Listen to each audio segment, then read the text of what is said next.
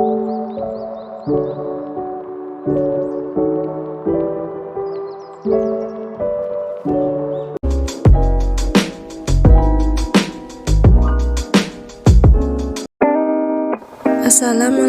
warahmatullahi wabarakatuh. Di sini saya akan memaparkan materi tentang penganggaran atau budgeting untuk manajemen strategik atau strategic management dan pengendalian keuangan atau financial controlling. Pembahasan yang pertama yaitu budgeting atau penganggaran. Menurut Shimamoto 2012, budgeting adalah proses perusahaan merencanakan pengeluaran dan pemasukan atas uang, cash out and cash in, atau aliran uang, cash flow, disebut dengan penganggaran. Selain itu, menurut Rider 2014, untuk mengawali sebuah perencanaan, maka diperlukan proses anggaran, sehingga anggaran merupakan bagian dari perencanaan keuangan. Adapun anggaran yang diperlukan dalam perencanaan keuangan adalah sebagai berikut. Yang pertama, anggaran penjualan atau anggaran pendapatan yang bertujuan untuk mengidentifikasi produk atau layanan apa yang direncanakan untuk dijual, dalam jumlah berapa kuantitasnya, berapa harga, dan kepada siapa akan dijual, menurut Hill et al. 2021. Yang kedua, anggaran produksi. Jika merupakan perusahaan manufaktur, anggaran produksi bertujuan menentukan tingkat atau jumlah produksi atau layanan yang akan diproduksi atau dihasilkan dengan mempertimbangkan jumlah persediaan yang dimiliki, menurut Guimaraes et al. 2012. Yang ketiga, anggaran operasional bertujuan untuk menentukan biaya yang harus dikeluarkan untuk memenuhi persyaratan produksi. Yang keempat, anggaran biaya penjualan, umum, dan administrasi, di mana anggaran ini meliputi biaya pemasaran dan administrasi seperti pemasaran atau penjualan, biaya terkait akuntansi, biaya terkait personalia, biaya terkait hukum, biaya terkait sistem informasi manajemen, biaya terkait eksekutif, direksi, dan sebagainya, menurut Jaworski 1988. Yang kelima, anggaran modal merupakan anggaran biaya yang berkaitan dengan kebutuhan modal seperti peningkatan kapasitas bangunan, produksi baru atau peralatan kantor, peralatan pemrosesan komputer, lini produk baru, dan sebagainya, menurut Asa dan Sari 2019. Yang keenam, anggaran penelitian dan pengembangan, Research and Development (R&D). Anggaran R&D pada umumnya timbul dan bagian dari rencana strategis yang jumlah biaya telah direncanakan untuk mendukung dan meningkatkan pengembangan produk ataupun layanan baru dan kegiatan bisnis lainnya untuk membantu perusahaan mencapai tujuan jangka panjangnya, menurut Heidersberger et al. 2003. Yang ketujuh, anggaran proyek lain merupakan anggaran maupun biaya yang digunakan untuk mengembangkan produk atau layanan baru, perbaikan sistem internal, proses bisnis baru, kampanye promosi atau iklan, atau kegiatan yang serupa yang membutuhkan pengeluaran dengan jumlah besar uang di luar atau di atas pengeluaran biaya yang bersifat rutin atau aktivitas operasi normal bisnis, menurut Heidersberger et al. 2003. Yang kedelapan, anggaran kas merupakan anggaran atas kondisi kelayakan keuangan yang dimiliki perusahaan ini untuk memenuhi rencana dan strategi perusahaan. Tanpa kemampuan yang memadai untuk merencanakan rencana tersebut, maka perusahaan harus mencari alternatif-alternatif lainnya. Dan yang kesembilan, laporan keuangan yang diproyeksikan bertujuan menganalisa dan memprediksi dampak dari rencana dan anggaran yang telah ditetapkan manajemen terhadap profitabilitas dan posisi keuangan, termasuk pos-pos kontingensi anggaran, menurut Baginski et al. 2004. Definisi anggaran. Menurut Kaplan 2009, anggaran adalah rencana terperinci yang menggambarkan cara di mana sumber daya keuangan atau moneter akan diperoleh dan digunakan selama periode waktu tertentu.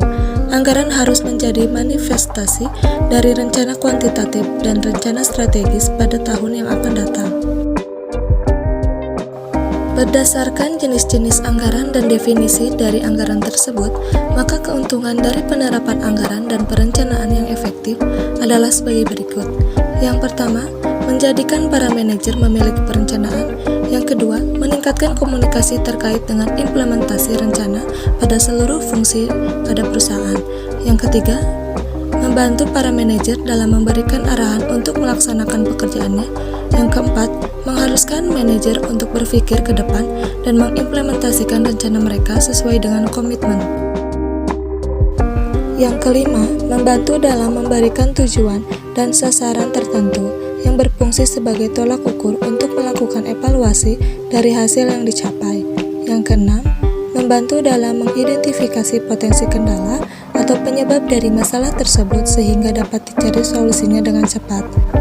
Yang ketujuh, membantu mengkoordinasi kegiatan organisasi dengan mengintegrasikan rencana dan tujuan dari seluruh fungsi dan unit kerja di perusahaan. Dan yang kedelapan, memastikan bahwa rencana dan tujuan konsisten dengan tujuan organisasi. Pembahasan selanjutnya, budgeting atau penganggaran, strategic management atau manajemen strategik, dan financial controlling atau pengendalian.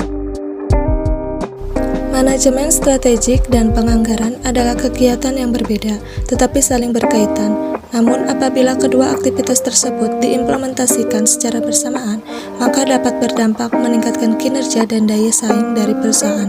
Adapun pengertian dari kedua aktivitas tersebut adalah sebagai berikut. Yang pertama, definisi penganggaran. Penganggaran adalah proses mengalokasikan sumber daya keuangan suatu perusahaan atau organisasi yang selanjutnya diturunkan ke seluruh unit kerja maupun fungsi-fungsi baik berupa kegiatan bisnis maupun investasi menurut Blumen Treat 2006.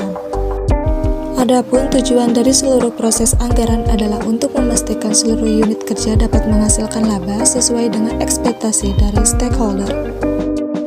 Beberapa contoh proses penganggaran yaitu evaluasi indikator keuangan periode sebelumnya, melakukan proyeksi untuk penjualan, biaya operasional, tetap, variabel, semi variabel, dan sebagainya. Dan yang kedua, definisi strategi. Strategi adalah proses pengambilan keputusan yang mengatur kegiatan bisnis dan investasi perusahaan maupun organisasi yang telah ditargetkan pada hasil tertentu menurut Blumen Treat 2006. Sebuah perusahaan dapat memiliki beberapa strategi. Beberapa contoh strategi yaitu strategi untuk retensi pelanggan, strategi untuk meningkatkan kemampuan operasional, dan strategi untuk pengembangan sumber daya manusianya. Proses dari manajemen pada sebuah perusahaan maupun organisasi dimulai dalam menetapkan visi dan misi, dibuat secara realitas sebagai tujuan dari sasaran serta arah perusahaan. Setelah arah perusahaan ditetapkan, proses manajemen strategik dilanjutkan dengan analisa dan perencanaan strategis, serta diikuti dengan implementasi rencana yang diakhiri dengan evaluasi hasil pada dari periode yang telah dilaksanakan. Peran manajemen strategik dan penganggaran memiliki perbedaan. Manajemen strategik dirancang untuk menetapkan tindakan perusahaan, mengidentifikasi strategi yang akan digunakan untuk bersaing di pasar, dan bagaimana mengatur serta mengukur kegiatan internalnya menurut Widuri dan Sutanto 2019. Sedangkan penganggaran di sisi lain digunakan untuk mengalokasikan sumber daya keuangan perusahaan yang tersedia secara efisien dan untuk memantau kinerja manajer dan karyawan. Keputusan strategis dibagi menjadi 3 jenis, yaitu yang pertama, keputusan untuk mempertahankan dan meningkatkan aktivitas bisnis yang berkelanjutan. Yang kedua, keputusan mengevaluasi peluang perubahan yang bertahap namun substansial. Dan yang ketiga, keputusan mempertimbangkan investasi pada kegiatan bisnis baru. Sekian dan terima kasih dari saya. Mohon maaf bila ada salah kata dalam penyampaian materi. Wassalamualaikum warahmatullahi wabarakatuh.